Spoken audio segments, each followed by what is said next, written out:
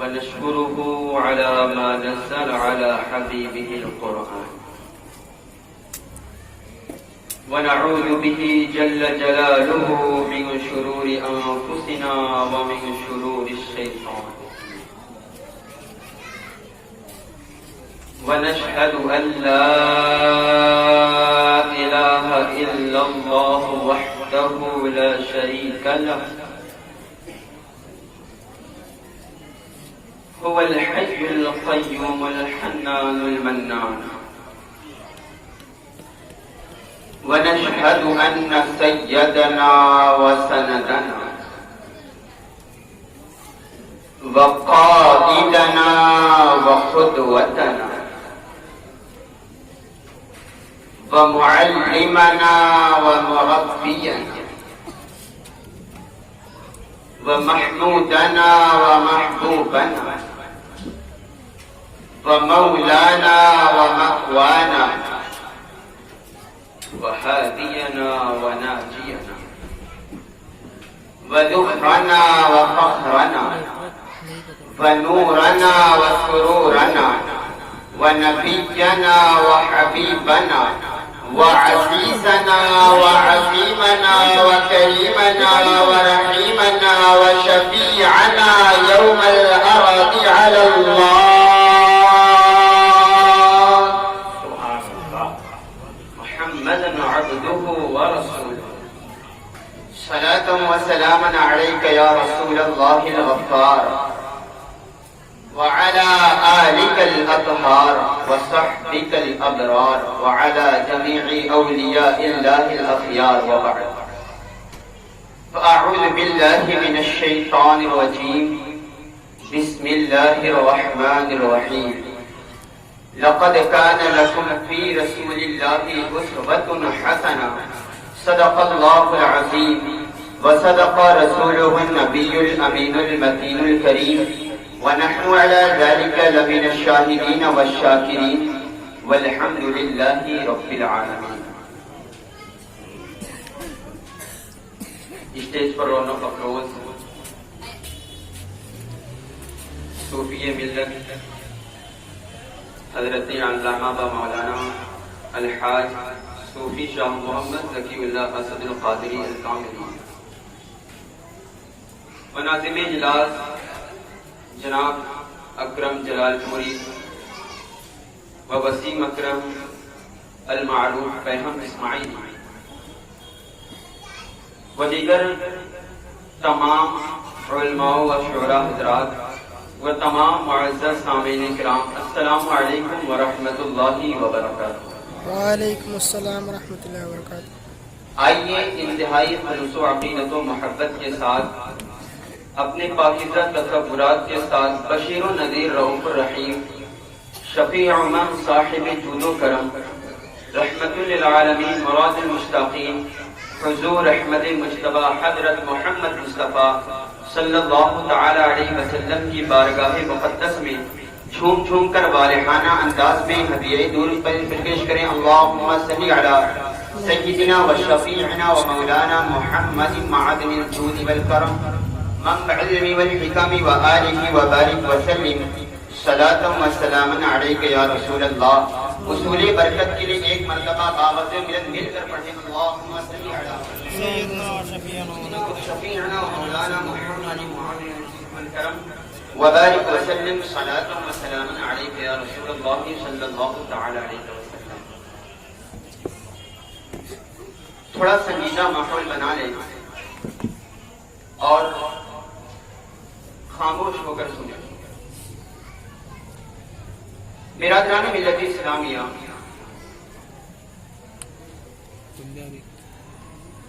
آج ہمارے سامنے دنیا کا جو ماحول اور جو نقشہ ہے وہ حیرت انگیز بھی ہے اور افسوسناک بھی ہے۔ ظلم و ستم کا ایک ماحول ہے، انتشار اور بے چینی کی ایک فضا قائم ہے۔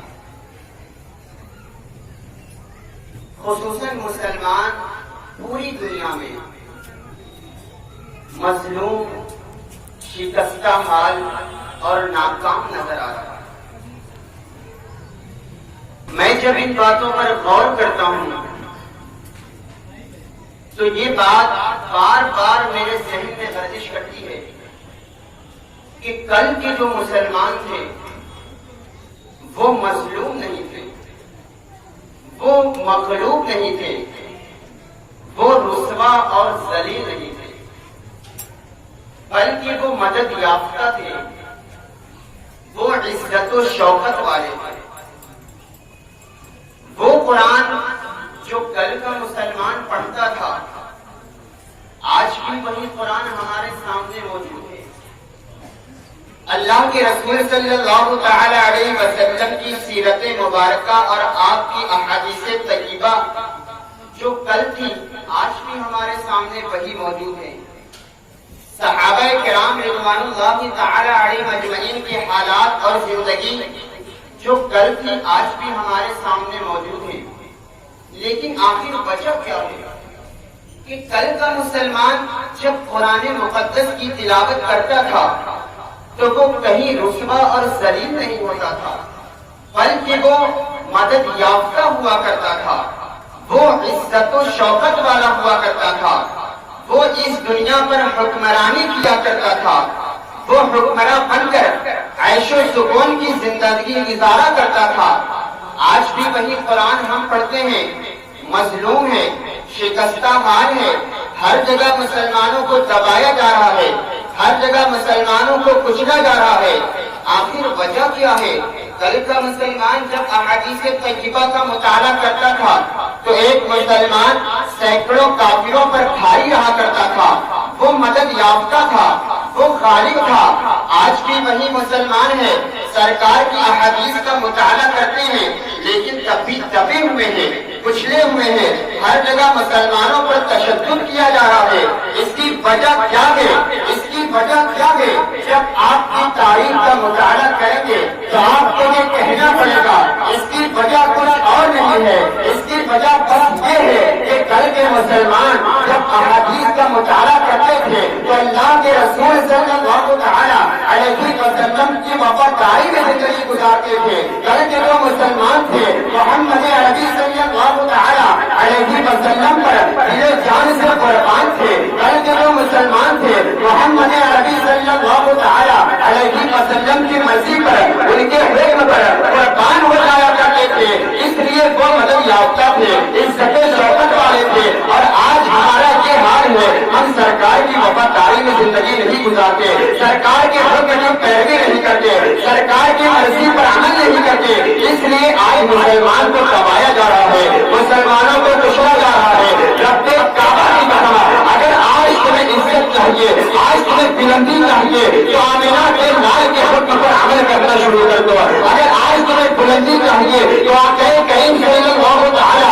علیہ وسلم کی مرضی کے مطابق زندگی گزارو۔ اگر آج تمہیں عزت چاہیے تو آمنہ کے لال کی وفاداری میں زندگی گزارو۔ اگر آج تمہیں عزت چاہیے تو آمنہ کے لال کی نافرمانی مت کرو۔ اگر تمہیں اللہ تبارک و تعالی عزت عطا فرمائے گا، یہ بات میں نہیں کہتا بلکہ قرآن کہتا ہے، لقد کان لکم فی رسول اللہ اسوۃ حسنہ، کہ اللہ کے رسول صلی اللہ تعالی علیہ وسلم کی زندگی تمہارے لیے بہترین نمونہ عمل ہے۔ سبحان اللہ، سبحان اللہ، بے شک بے شک، سبحان اللہ۔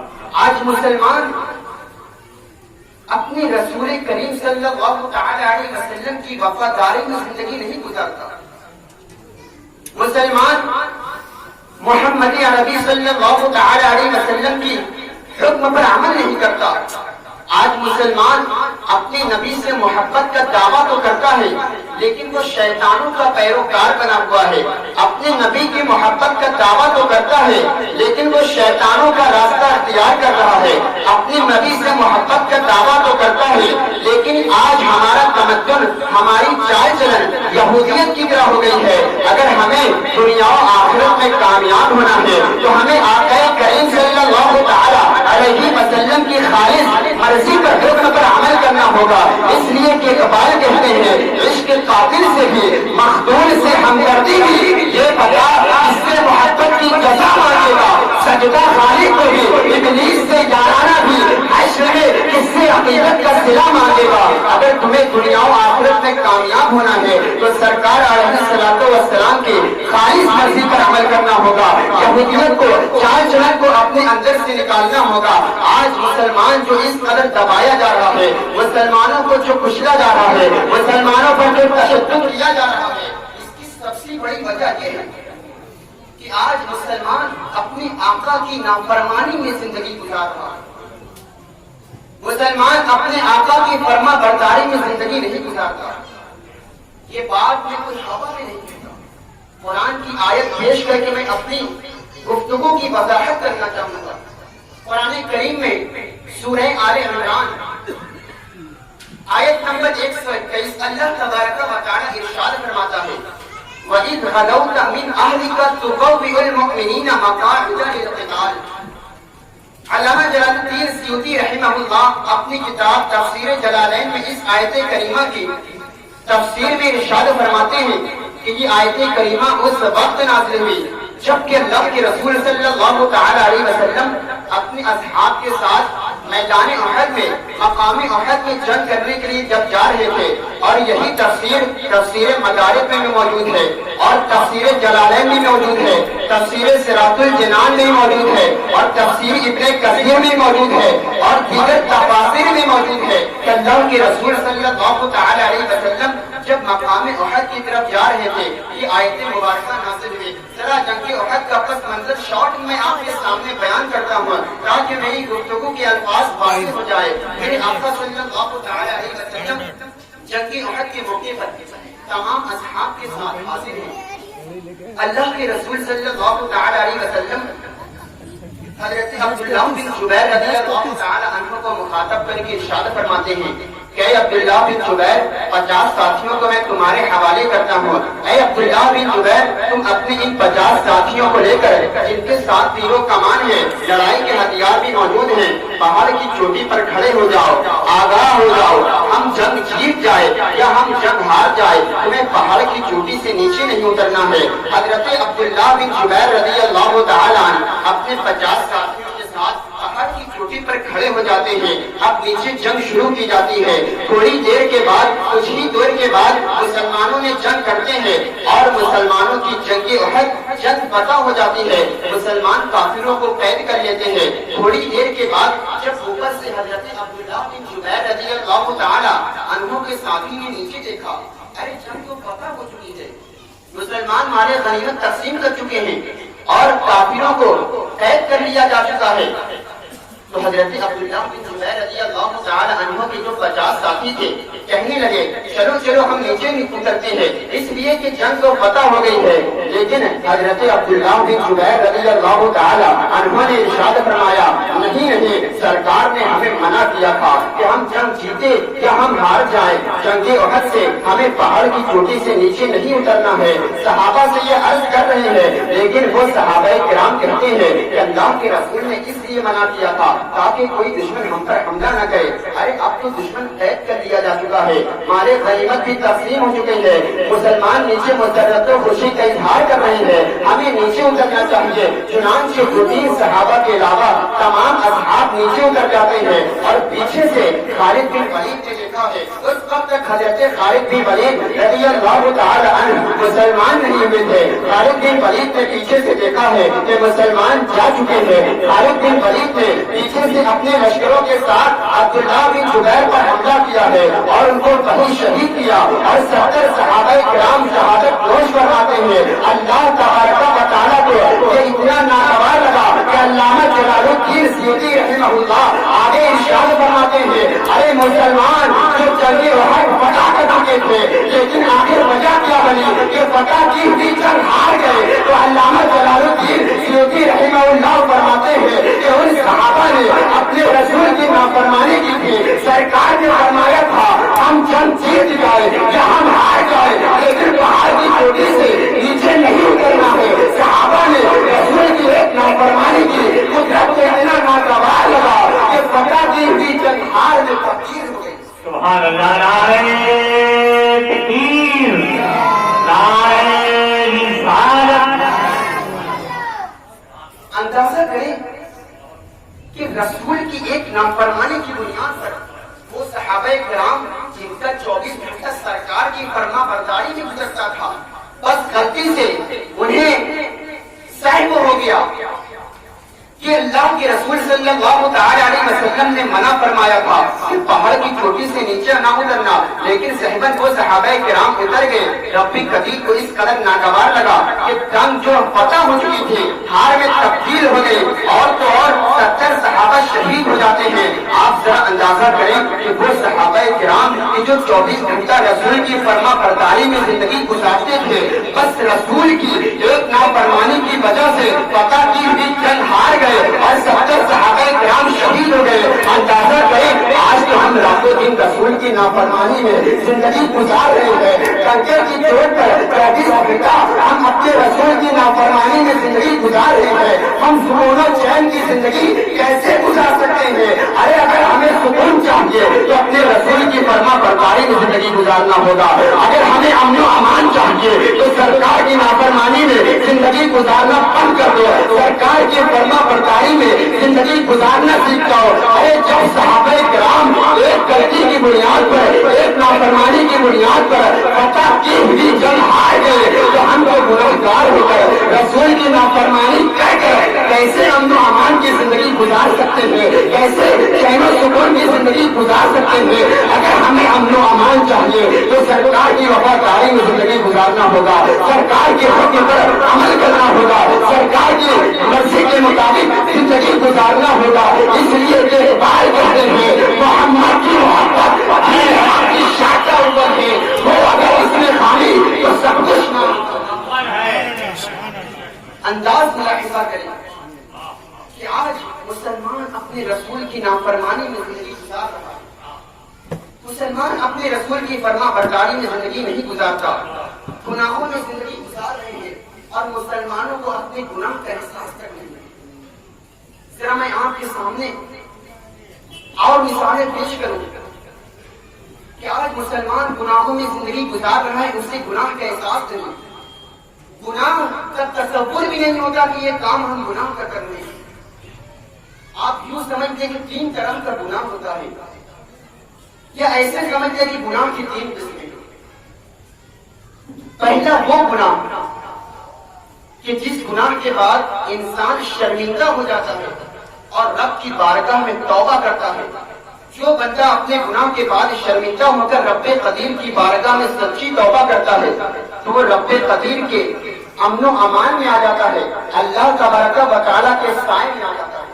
مثال بھی آپ سن لیں، حضرت موسیٰ علیہ السلام کے زمانے میں ایک مرتبہ ایسا ہوا کہ آسمان سے بارش کا نزول بند ہو گیا، حتیٰ کہ تمام جانور پیاس کی شدت سے مرنے لگے۔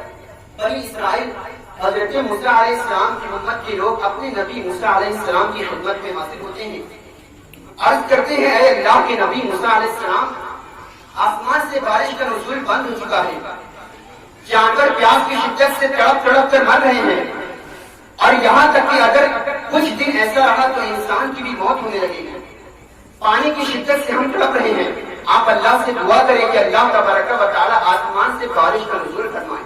موسیٰ علیہ السلام اپنی قوم بنی اسرائیل کو لے کر ایک میدان میں، کھلے میدان میں ہزاروں کی تعداد میں جمع ہو جاتے ہیں، دعا کرتے ہیں، اپنی قوم کو کہتے ہیں کہ آمین کہنا۔ حضرت موسیٰ علیہ السلام دعا کے لیے ہاتھ اٹھاتے ہیں، اے اللہ اپنے بندوں پر رحم فرما، پیاس کی شدت سے تڑپ رہے ہیں، مالک آسمان سے بارش کا نزول فرما۔ اللہ تبارک و تعالی کہتا ہے اے موسیٰ تمہاری اس امت میں میرا ایک ایسا بندہ ہے جو 40 سال سے میری نافرمانی کر رہا ہے، یہ اسی کے گناہ کا نتیجہ ہے کہ میں نے آسمان سے بارش کا نزول بند کر دیا ہے۔ اے موسیٰ علیہ السلام میں وعدہ کرتا ہوں اگر وہ 40 سال سے نافرمانی کرنے والا شخص ہے اس اجتماع میں سے، ان لوگوں میں سے نکل کر ایک ویرانے میں چلا جائے گا تو میں آسمان سے ضرور بارش کا نزول کروں گا۔ اب موسیٰ علیہ السلام اپنی امت کو مخاطب کر کے بنی اسرائیل کی طرف مخاطب ہو کر ارشاد فرماتے ہیں کہ اللہ فرماتا ہے کہ تم لوگوں میں ایک ایسا بندہ ہے جو اللہ کی 40 سال سے نافرمانی کر رہا ہے، یہ اس کے گناہ کا نتیجہ ہے کہ رب قدیر نے آسمان سے بارش کا نزول بند کر دیا ہے۔ اللہ نے کہا ہے کہ اگر وہ اس اجتماع میں سے ان قوم سے نکل کر دور بستی میں چلا جائے گا تو اللہ تبارک و تعالی ضرور بارش کا نزول فرمائے گا۔ اب وہاں جو ہزاروں کی تعداد میں لوگ موجود تھے سب ایک नाफरमानी कर रहा है, आखिर वो कौन सा गुनाहगार बंदा है। सारे लोग एक दूसरे का मुंह तकने लगे, लेकिन जो गुनाहगार बंदा था उसको तो पता था कि बात मेरी हो रही है, निकलने को मुझसे कहा जा रहा है। अब वो गुनाहगार बंदा दिल ही दिल में अल्लाह तबारक व तआला की बारगाह में निदामत व शर्मिंदगी के साथ तौबा करता है और दुआ करता है, मालिक 40 साल से मैं तेरी नाफरमानी करता रहा, 40 साल तू मेरे ऐब पर पर्दा पोशी करता रहा, रब्बे अजीम 40 साल तक तू मेरे ऐब को छिपाता रहा। मालिक आज इस कौम के सामने मुझे रुस्वा न कर, अपने नबी मूसा के सामने मुझे रुस्वा होने न दे। मालिक मैं वादा करता हूँ आज के बाद कभी गुनाह नहीं करूँगा। तो दिल ही दिल में दुआएं कर रहा था कि अचानक बादल उमड़ कर आते हैं और आसमान से बारिश का नुज़ूल होता है। सारे लोग सैराब हो जाते हैं, ताज्जुब में पड़ जाते हैं कि आखिर कोई निकला नहीं, बारिश कैसे हो गई। मूसा अलैहिस्सलाम रब की बारगाह में दुआ करते हैं, रब्बे कदीर कोई इज्तिमा में तो निकला नहीं, कौम में से कोई बाहर नहीं आया, आखिर वजह क्या है, बारिश कैसे नुज़ूल हो गई, बारिश का नुज़ूल कैसे हुआ। तो मूसा अलैहिस्सलाम जब भी अर्ज करते हैं कि अल्लाह तबारक व तआला आखिर ये कैसे हुआ, तो अल्लाह तबारक व तआला ने इरशाद फरमाया, ऐ मूसा इस गुनाहगार बंदे की वजह से मैंने आसमान से बारिश का नुज़ूल बंद कर दिया था, आज उसी बंदे की तौबा की बरकत से मैंने आसमान से बारिश का नुज़ूल। सुभान अल्लाह, नारे तकबीर, नारे रिसालत, ईद मिलादुन नबी। सुभान अल्लाह। 40 साल से नाफरमानी कर रहा था, उसके गुनाह की वजह से आसमान से बारिश का नुज़ूल बंद हो गया। अल्लाह तबारक व तआला की बारगाह में निदामती शर्मिंदगी के साथ ऐसी सच्ची तौबा उसने की कि उसी की तौबा की बरकत से आसमान से बारिश का नुज़ूल हुआ। मूसा अलैहिस्सलाम अल्लाह की बारगाह में अर्ज करते हैं, मालिक तेरा वो 40 साल का नाफरमान बंदा था, किसी को न पता चला कि वो कौन गुनाहगार बंदा था, किसी को नहीं मालूम हुआ कि वो कौन सा गुनाहगार बंदा था।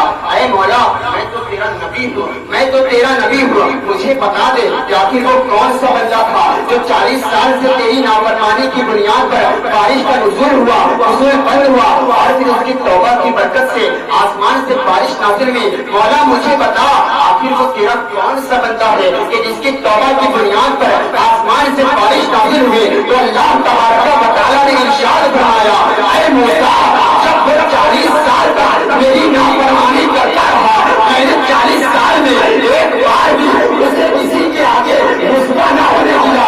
अब तो तौबा करके मेरा महबूब बनता है, अपने तेरे आगे कैसे। ऐ मूसा 40 साल से वो ये नाफरमानी कर रहा था, 40 साल में मैंने उसे किसी के आगे रुस्वा न होने दिया।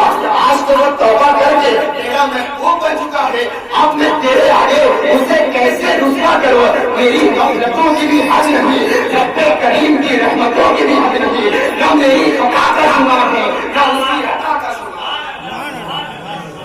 गुनाह की पहली किस्म यकीनन जो बंदा गुनाह करने के बाद सच्ची तौबा कर देता है तो वो रब की रहमत के साए में आ जाता है। अब गुनाह की जो दूसरी किस्म, गुनाह की दूसरी किस्म क्या है। गुनाह की दूसरी किस्म ये है कि गुनाह करके गुनाह पर अकड़ का इजहार करना। दूसरी किस्म है गुनाह करके गुनाह पर अकड़ना। मिसाल इसकी भी सुन ले, जब अल्लाह तबारक व तआला ने हजरत आदम अलैहिस्सलाम की तखलीक फरमाई, तमाम फरिश्तों को हुक्म दिया कि आदम को सजदा करो। कुरान करीम में मौजूद है, वइज़ क़ुलना लिल मलाइकति इसजुदू लिआदम फसजदू इल्ला इब्लीस अबा वस्तकबरा व काना मिनल काफिरीन। अल्लाह तबारक व तआला ने फरिश्तों को हुक्म दिया कि आदम को सजदा करो। तमाम फरिश्तों ने आदम को सजदा किया, इल्ला इब्लीस, इब्लीस ने इनकार किया। अबा वस्तकबरा व काना मिनल काफिरीन, और वो पहले ही से काफिरों में से। अल्लाह तबारक व तआला ने इब्लीस को मुखातब करके पूछा, मा मनाअका अल्ला तस्जुदा इज़ अमरतुका क़ाल अना खैरुम मिन्हु खलक़तनी मिन नारि व खलक़तहु मिन तीन। اللہ تبارک و تعالیٰ نے ابلیس سے پوچھا کہ اے ابلیس تجھے کس چیز نے اس بات سے روکا کہ تو آدم کو سجدہ کرے؟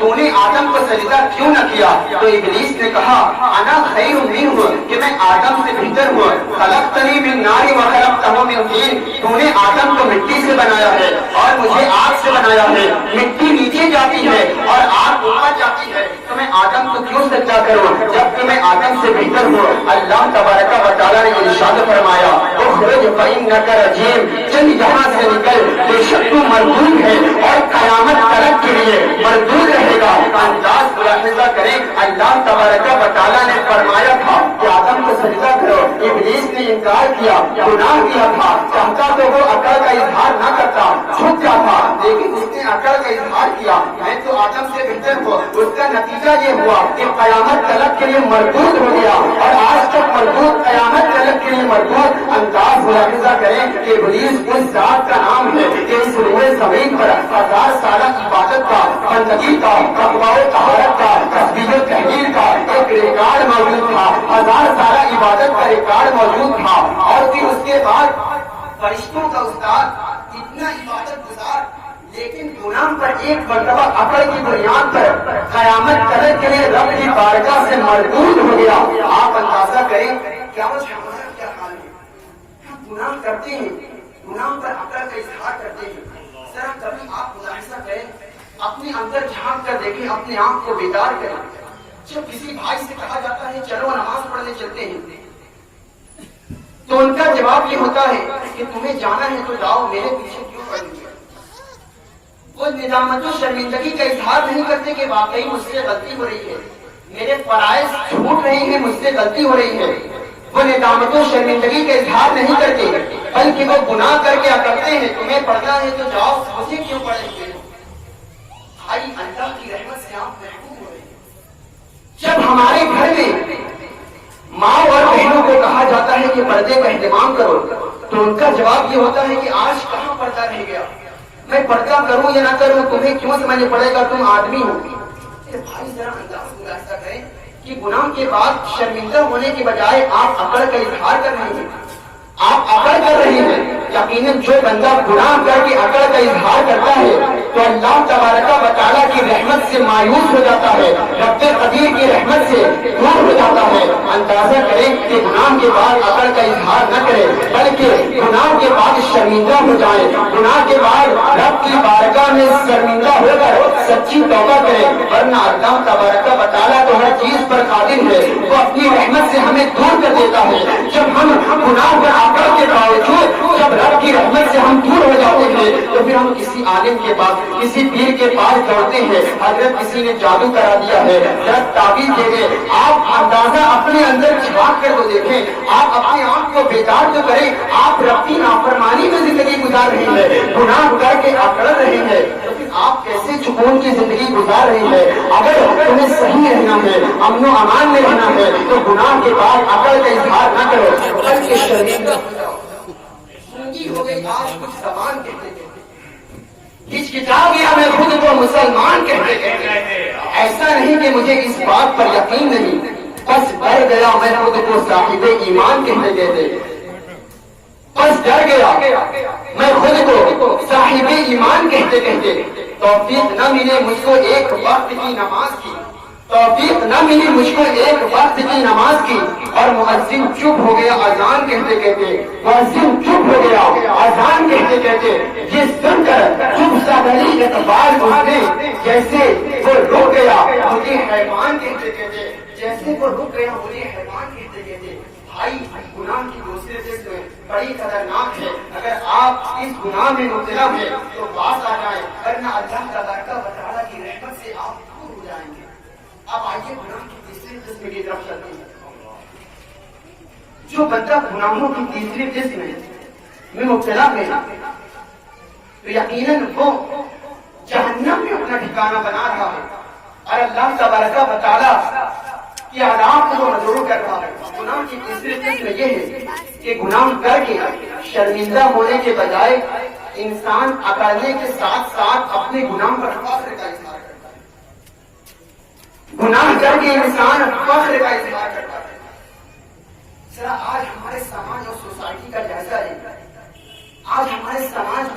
آج کے نوجوان گناہ پر فخر کا اظہار کر رہے ہیں.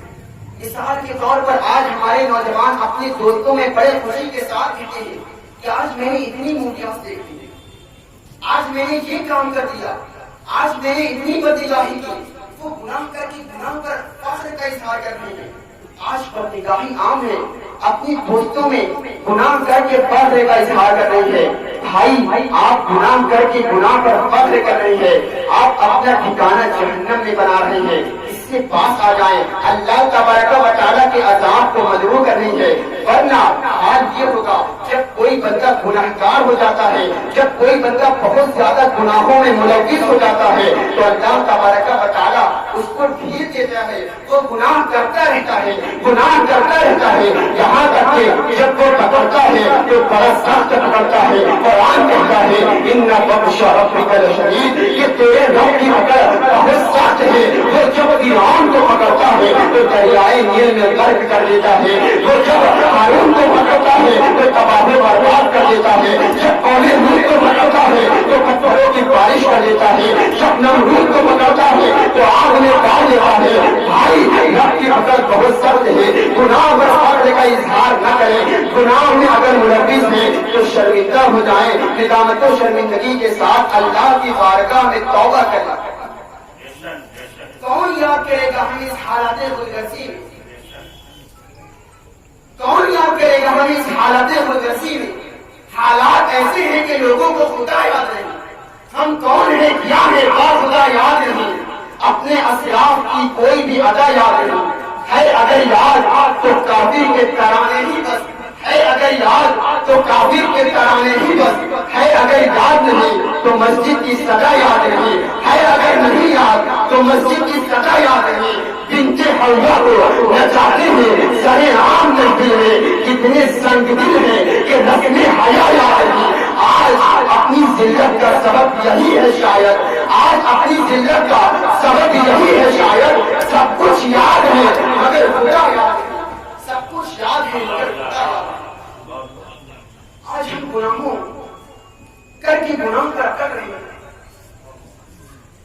ہمارے بھائی نوجوان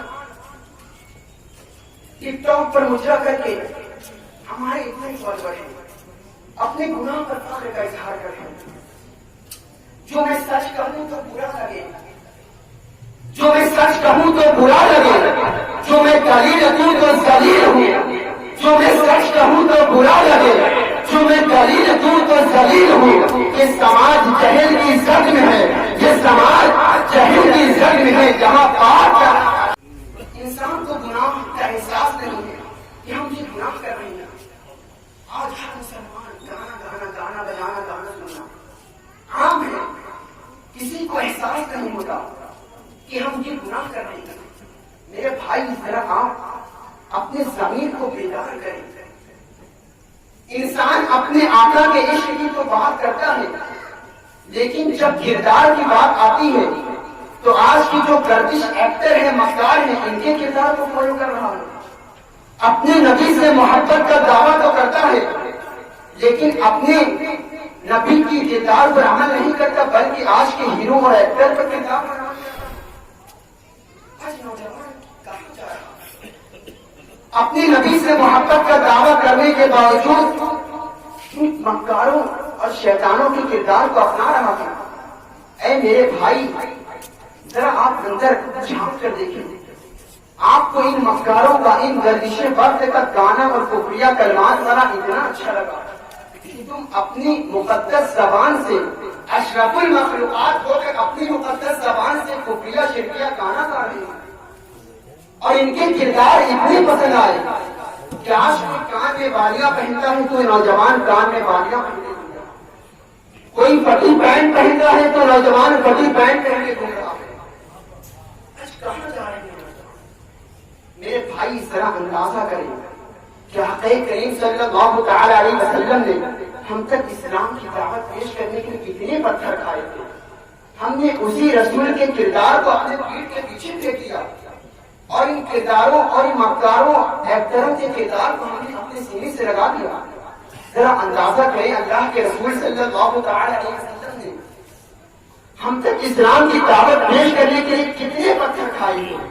کیا تاریخ کے اوقات تاریخ کے واقعات نے بھول گئے؟ صرف تاریخ کے واقعات کو اٹھا کر پڑھو تو تمہاری آنکھوں سے اشکوں کی برسات ہو جائے گی۔ ذرا اندازہ کرو کہ جب اللہ کے رسول صلی اللہ تعالی علیہ وسلم نے سب سے پہلی مرتبہ باران کی چوٹی پر توحید کا پیغام پیش کیا تھا تو ابو لہب نے کہا تھا کہ معاذ اللہ کے بے دین ہو گیا ہے، اس نے ایک نیا دین نکالا ہے، کوئی بھی اس کی بات کو نہ سننا۔ سرکار جب کعبے میں نماز پڑھتے تو لوگ آپ کے مقدس بیت پر اونٹ کی اڈی لگتے تھے۔ سرکار جب کعبے میں نماز پڑھتے آپ کے گلے میں چادر ڈال کر کرتے، سرکار کے راستوں میں کانٹے بچھائے جاتے، آپ کے مقدس گھر کے آگے کوڑا رکھ ڈالا جاتا، آپ کے سر مبارک پر بال پھینکے جاتے۔ سرکار اسلام پھیلانے کس کے لیے کر رہے تھے؟ ہمارے لیے کر رہے تھے۔ ذرا واقعات کو اٹھا کر پڑھو۔ جنگ احد کے موقع پر جب سرکار کا دانت کا کنارہ مبارک شہید ہو گیا تھا، آپ کا جسم ہونے سے ریزہ ریزہ ہو گیا تھا، آپ کا جسم خون میں لبریز ہو گیا تھا۔ ذرا تاریخ کا وہ نازک دور بھی ہے جب آپ طائف کی بستی میں آئے تھے۔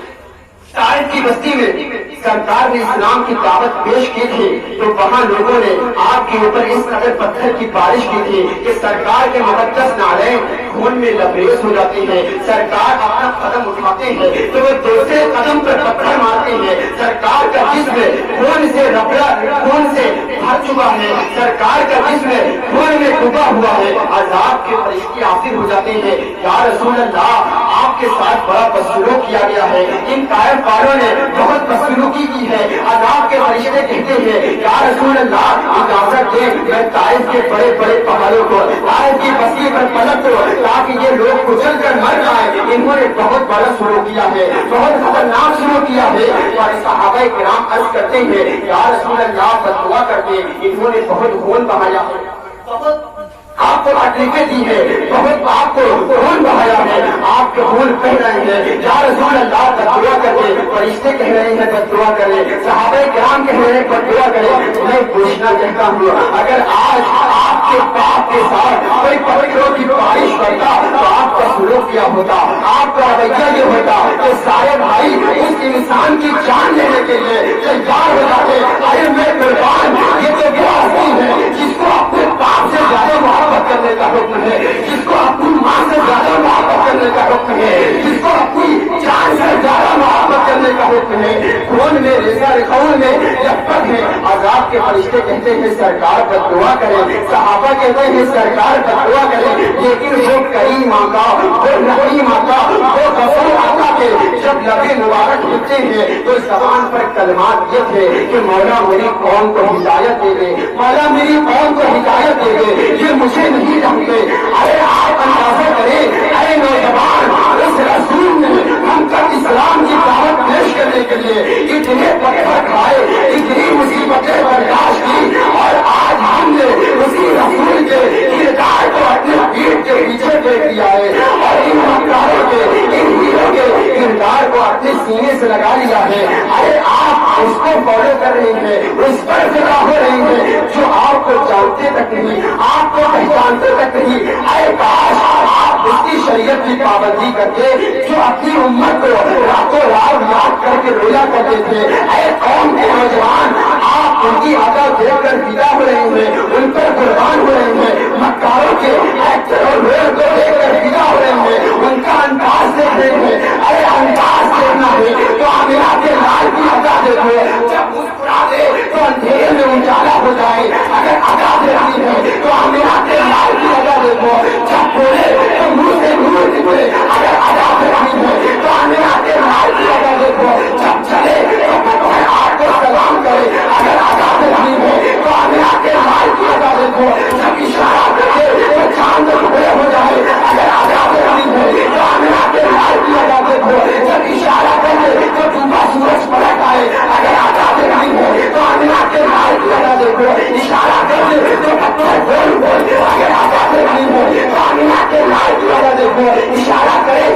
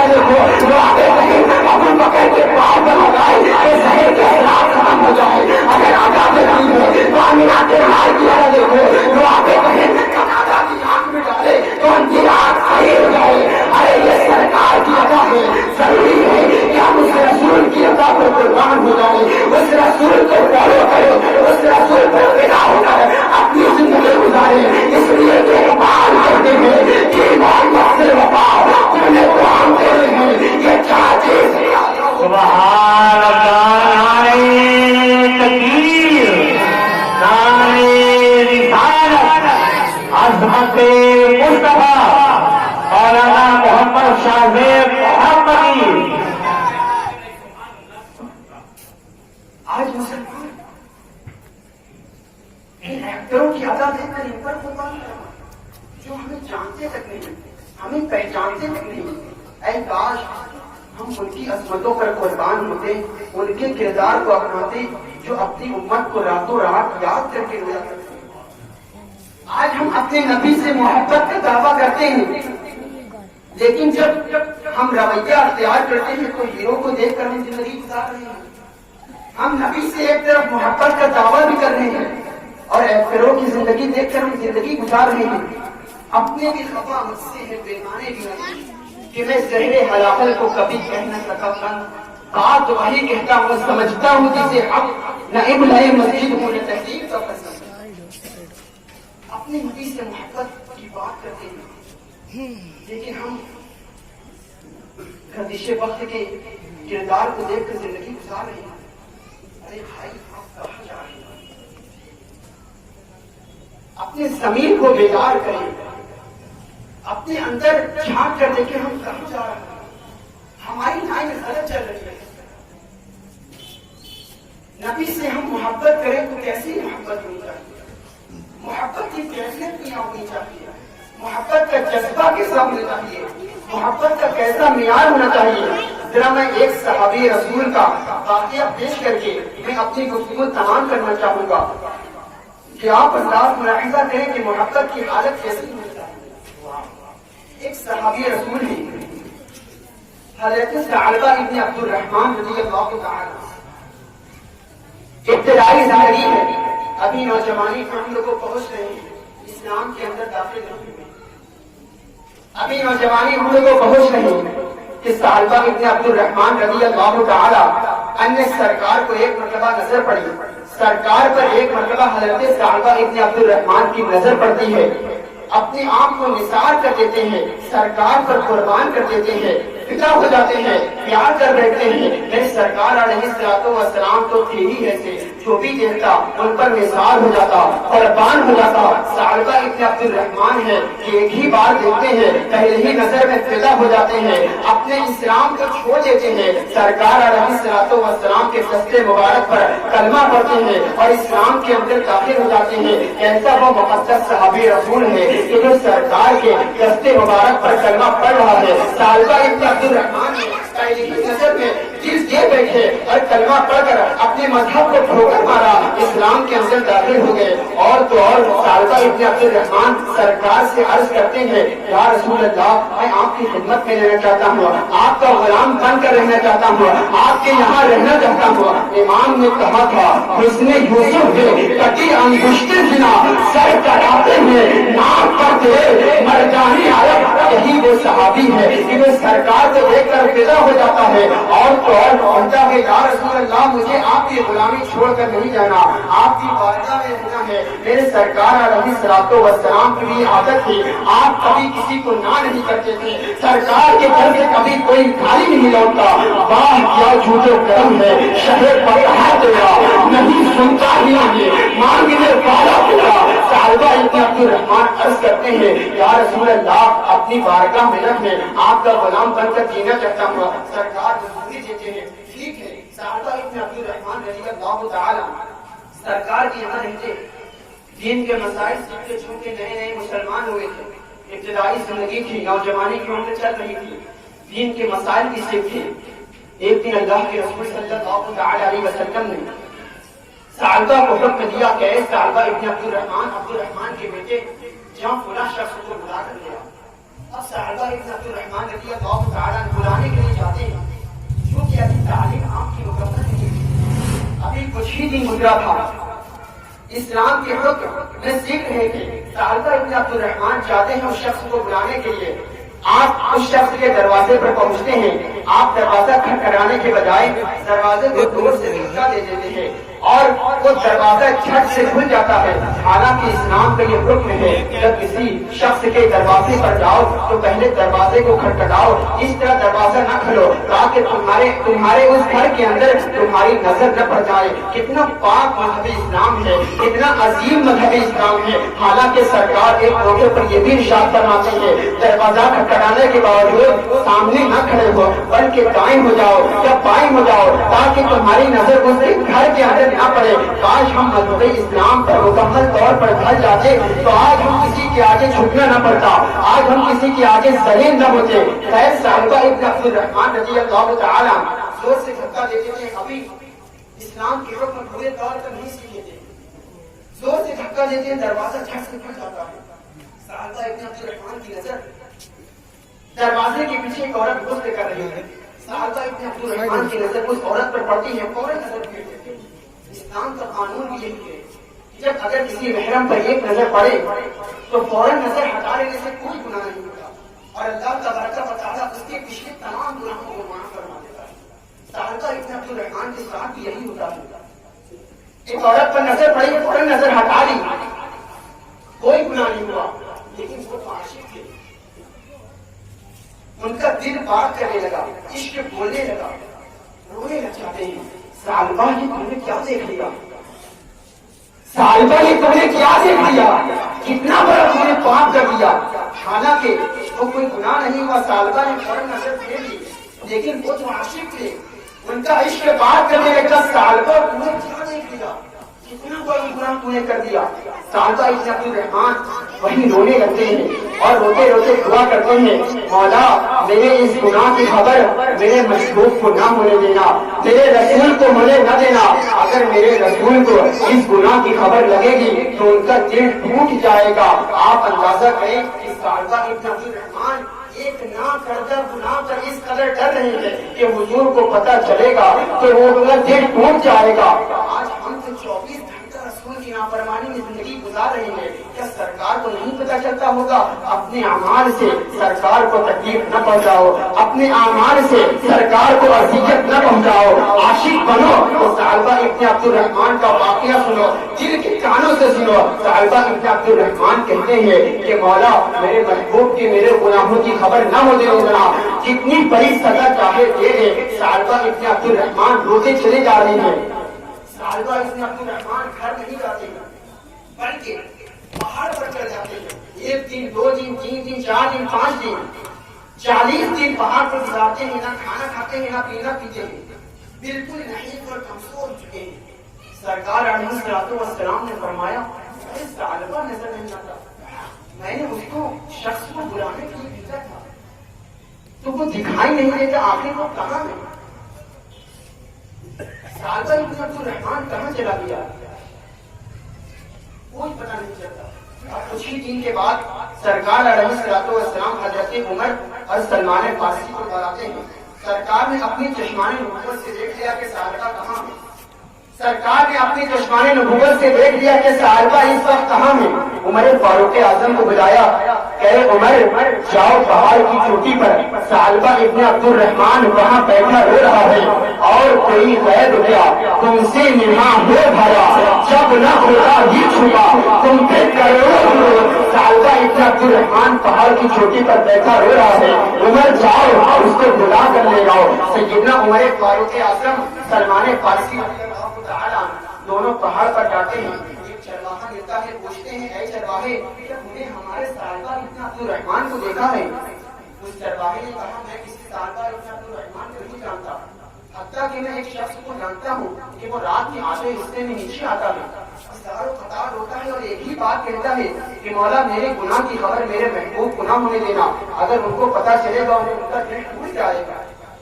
سلمان فارسی کہتے ہیں کہ عمر صاحبہ مل گیا. اب آدھی رات تک ہم رکتے ہیں.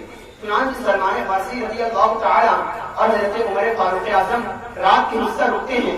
آدھی رات ہوتی ہے, حضرت صاحبہ ابن عبد الرحمن رضی اللہ تعالیٰ پہاڑ کی چوٹی سے نیچے آتے ہیں اور ساروں قطار نیچے آ کر رونے لگتے ہیں. عمر فاروق اعظم رضی اللہ تعالیٰ عنہ نے صاحبہ کو سینے سے لگایا ہے اور فرمایا صاحبہ جلد تجھے اللہ کے رسول نے بلایا ہے. صاحبہ نے کہا اے عمر کیا تم لوگوں کے میرے گناہ کی خبر ہو گئی؟ عمر نے کہا مجھے کوئی گناہ نہیں پتا, میں کچھ نہیں جانتا, جب تجھے سرکار نے بلایا ہے. صاحبہ ابن عبد الرحمن کہتے ہیں کہ عمر میں نے بہت بڑا گناہ کیا ہے, میں نے بہت بڑا پاپ کیا ہے, میں سرکار کی بارگاہ میں نہیں جا سکتا, لیکن سرکار نے بلایا ہے تو میں نافرمانی بھی نہیں کر سکتا, مجھے جانا پڑے گا. لیکن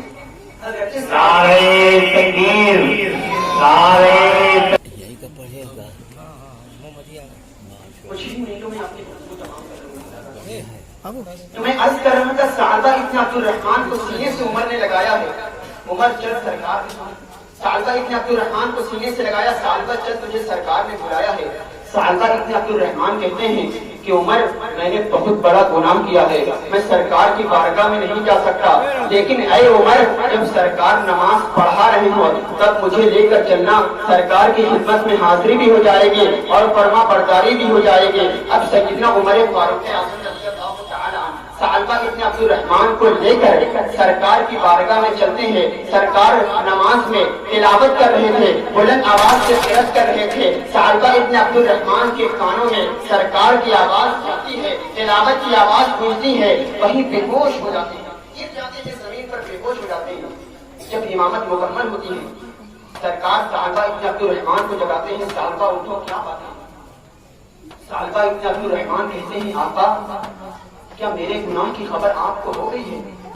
سرکار علیہ السلام نے ارشاد فرمایا اے ثعلبہ کیا میں تمہیں ایک ایسی آیت نہ بتا دوں کہ اس آیت کو بندہ اگر ایک مرتبہ پڑھتا ہے تو اللہ تبارک و تعالی اس کے پچھلے تمام گناہوں کو معاف فرما دیتا ہے. اور وہ آیت کوئی اور نہیں, یہی ہے ربنا آتنا فی الدنیا حسنہ وفی الآخرۃ حسنہ وقنا عذاب النار. سعدہ ابن عبد الرحمن کہتے ہیں یا رسول اللہ میرا گناہ بہت بڑا ہے, بہت بڑا میرا گناہ ہے. سرکار نے فرمایا اے سعدہ ابن عبد الرحمن رب قدیر کی رحمت بڑی ہے, تیرا گناہ نہیں بڑا ہے بلکہ رب کی رحمت بڑی ہے. سعدہ ابن عبد الرحمن روتے چلے جا رہی ہے. عمر کو مخاطب کر کے ارشاد فرمایا کہ اس کو اس کے گھر پہنچا دو. سعدہ ابن عبد الرحمن کو گھر پہنچا دیا جاتا ہے. ایک دن, دو دن, تین دن گزرتا ہے, مسجد میں نہیں آتے. سرکار علیہ السلام سعدہ ابن عبد الرحمن کے گھر عیادت کے لیے جاتے ہیں. کتنا خوش نصیب ہے سعدہ ابن عبد الرحمن کہ سرکار زیارت کے لیے جا رہی ہے. اپنے اصحاب کے ساتھ سعدہ ابن عبد الرحمن کے گھر میں حاضر ہوتے ہیں.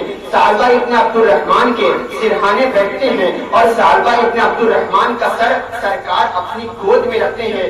سر پر رکھنے کو مل جائے نالین پاک تو پھر کہیں گے تاجدار ہم بھی ہے, میں قربان جاؤں سعدہ ابن عبد الرحمن کے مقدر پر کہ سعدہ ابن عبد الرحمن کا سر سرکار کی گود میں ہے اور سرکار اپنا دست شفقت سعدہ کے سر پر پھیر رہی ہے. سعدہ ابن عبد الرحمن رضی اللہ تعالی عنہ اپنا سر اتار کر نیچے کر لیتے ہیں. یا رسول اللہ میں بہت بڑا گنہگار ہوں, میرا سر اس قابل نہیں ہے کہ میرا سر آپ کی گود میں ہے, یا رسول اللہ نیچے کر دے.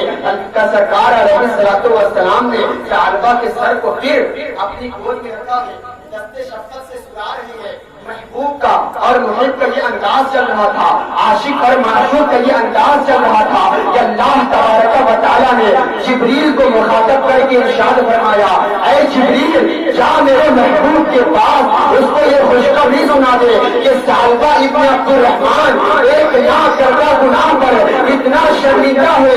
اللہ تبارک و تعالیٰ فرماتا ہے کہ سعدہ ابن عبد الرحمن کے ندامت و شرمندگی کے صدقے پورے دنیا کے گناہوں کے لوگوں کی مغفرت.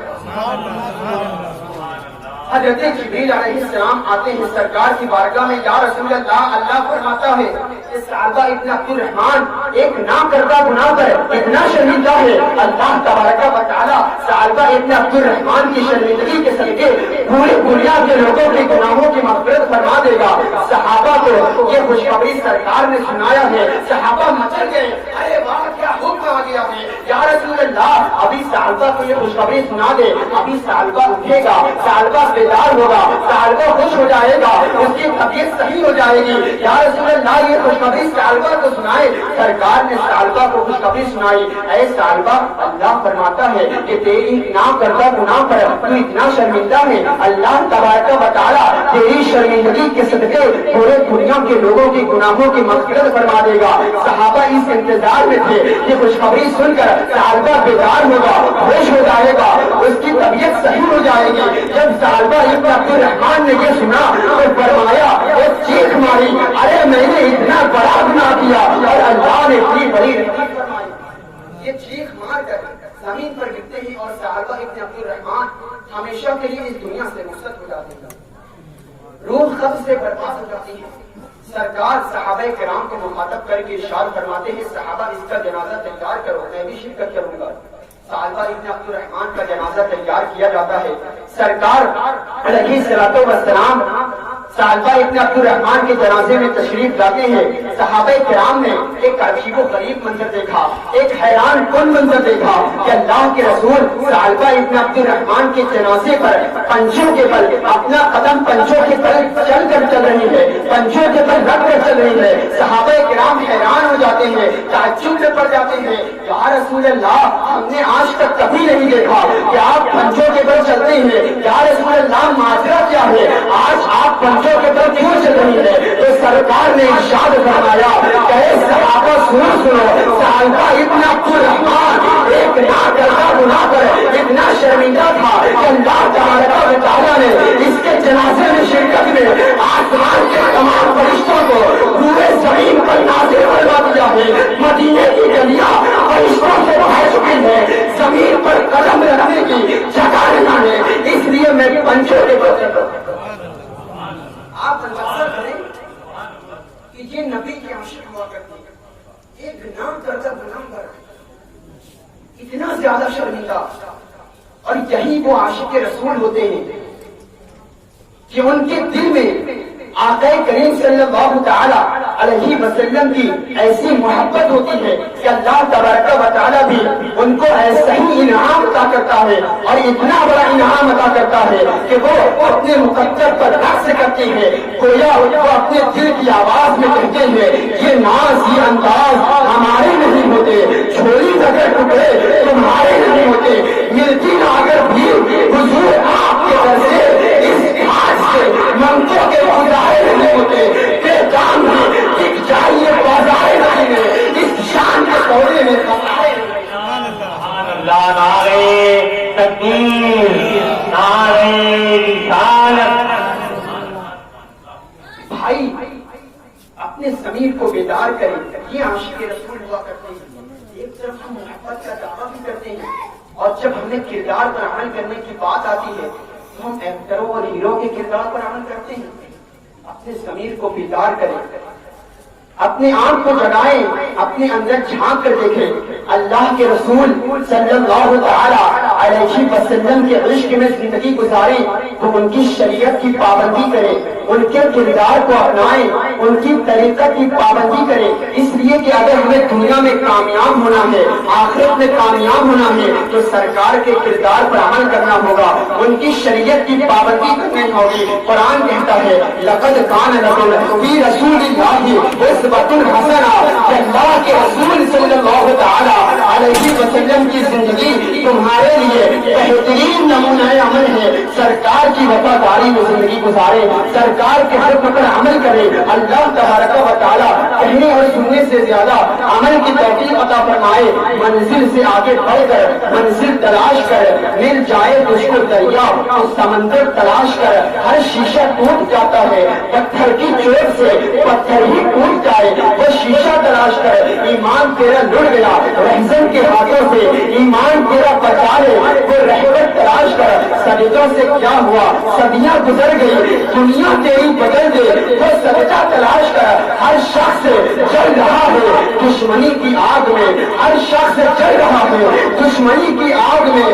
اس آگ کو بجھا دے, وہ پانی تلاش کر. اس آگ کو بجھا دے, وہ پانی تلاش کر. کرے سوار اونٹ پر اپنے غلاموں کو پیدل ہی جو خود چلے, وہ آقا تلاش کر. آخر دعوانا ان الحمد للہ رب العالمین.